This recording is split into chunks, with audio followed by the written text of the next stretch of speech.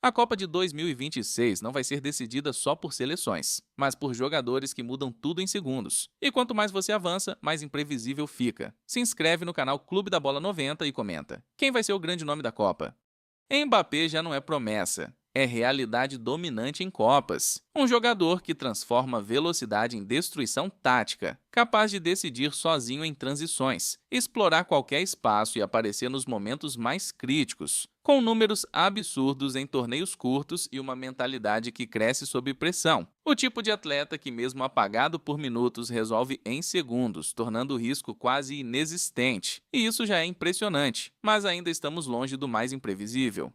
Vinícius Júnior representa o caos controlado, um dos melhores do mundo no 1 contra 1, com aceleração brutal e capacidade de desmontar defesas organizadas, ainda mais em um cenário onde o Brasil pode explorar transições rápidas, potencializando seu estilo, e com evolução clara na finalização que o transforma em decisivo.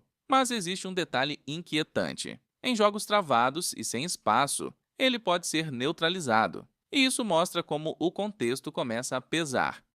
Bellingham é o jogador que redefine função em campo, porque ele faz tudo ao mesmo tempo. Marca, cria, infiltra e finaliza, sendo o motor da Inglaterra e aparecendo na área com frequência absurda para um meio-campista, além de carregar uma mentalidade de liderança rara para sua idade. Mas esse domínio total tem um custo, porque se o coletivo falhar, ele pode ficar sobrecarregado, e aí o nível de exigência sobe ainda mais.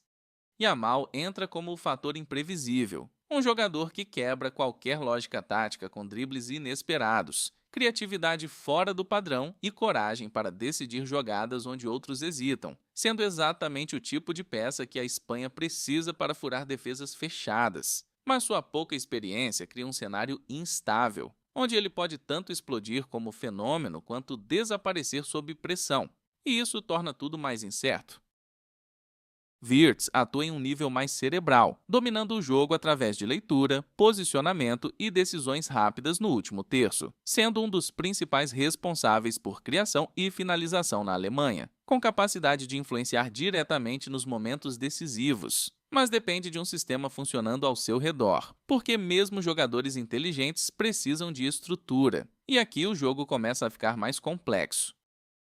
Messi representa um estágio diferente do jogo, onde o físico já não é o centro, mas sim o controle absoluto do tempo e do espaço, desacelerando partidas e decidindo com inteligência única, enquanto a Argentina adapta seu sistema para potencializar cada toque seu. Porém, existe um limite claro de intensidade, o que transforma cada participação dele em algo ainda mais valioso, quase como se cada momento pudesse definir tudo. Cristiano opera em um modelo quase mecânico de decisão, presença diária, posicionamento e finalização, onde uma única chance pode mudar o jogo, especialmente em um sistema que o abasteça constantemente, mas com mobilidade reduzida. Tudo depende da quantidade de oportunidades que recebe, criando um cenário onde ele pode ser invisível ou absolutamente decisivo em um único lance.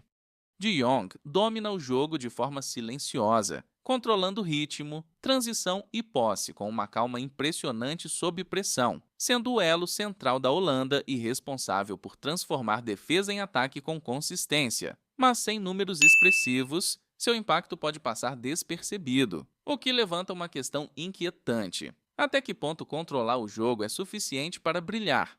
Pulisic entra no território da pressão máxima, jogando em casa com toda a expectativa de uma nação, sendo o principal nome ofensivo dos Estados Unidos e combinando velocidade, agressividade e protagonismo. Mas o fator emocional pesa, porque a mesma torcida que impulsiona pode sufocar. E isso transforma cada atuação em um teste psicológico extremo. Haaland leva tudo ao limite da simplicidade absoluta. Ele precisa de uma chance, e isso já é suficiente para decidir, com uma eficiência assustadora em transformar qualquer oportunidade em gol. Em um torneio curto, isso se torna uma arma devastadora, capaz de definir partidas em segundos. Mas existe um fator que torna tudo ainda mais inquietante. Ele não precisa participar do jogo inteiro para ser decisivo, basta um único momento. E isso coloca tudo em um nível onde marcar bem pode não ser suficiente, porque contra ele, uma falha mínima pode mudar tudo. Takefusa Kubo entra como o cérebro ofensivo do Japão, combinando técnica refinada, drible curto e visão de jogo para quebrar defesas organizadas. Mas em um cenário de alta pressão, sua influência depende do coletivo funcionar, e isso pode limitar ou potencializar completamente seu impacto. Victor Osimhen representa o poder físico e a explosão da Nigéria, sendo um atacante agressivo que transforma qualquer bola em chance de gol com velocidade e força. Mas a irregularidade da equipe pode fazer com que ele tenha poucas oportunidades. E em Copa, isso muda tudo. Alphonso Davies surge como a principal arma do Canadá, usando velocidade absurda para avançar do campo defensivo ao ataque em segundos. Mas sua exposição defensiva e a dependência excessiva dele podem criar um cenário onde ele precisa fazer tudo, e isso cobra um preço. Heung-min Son carrega a Coreia do Sul com experiência e decisão, sendo letal em transições rápidas e finalizações precisas. Mas contra seleções mais fortes, o espaço diminui, e isso exige que ele seja ainda mais eficiente em cada oportunidade. Federico Valverde entra como um dos jogadores mais completos da Copa, combinando intensidade absurda, chegada na área e chutes de longa distância que podem decidir jogos em segundos, sendo peça-chave no equilíbrio do Uruguai, mas com um impacto que depende do quanto ele consegue assumir protagonismo ofensivo. E isso pode transformar ele de coadjuvante em herói. No fim, a Copa não premia apenas os melhores. Ela revela quem consegue existir no momento exato. E entre todos esses nomes, sempre há alguém que surge quando ninguém está olhando. Então, se você curtiu, já se inscreve no canal Clube da Bola 90 para não perder os próximos vídeos. E comenta aqui embaixo, qual desses jogadores você acha que não vai render nada na Copa?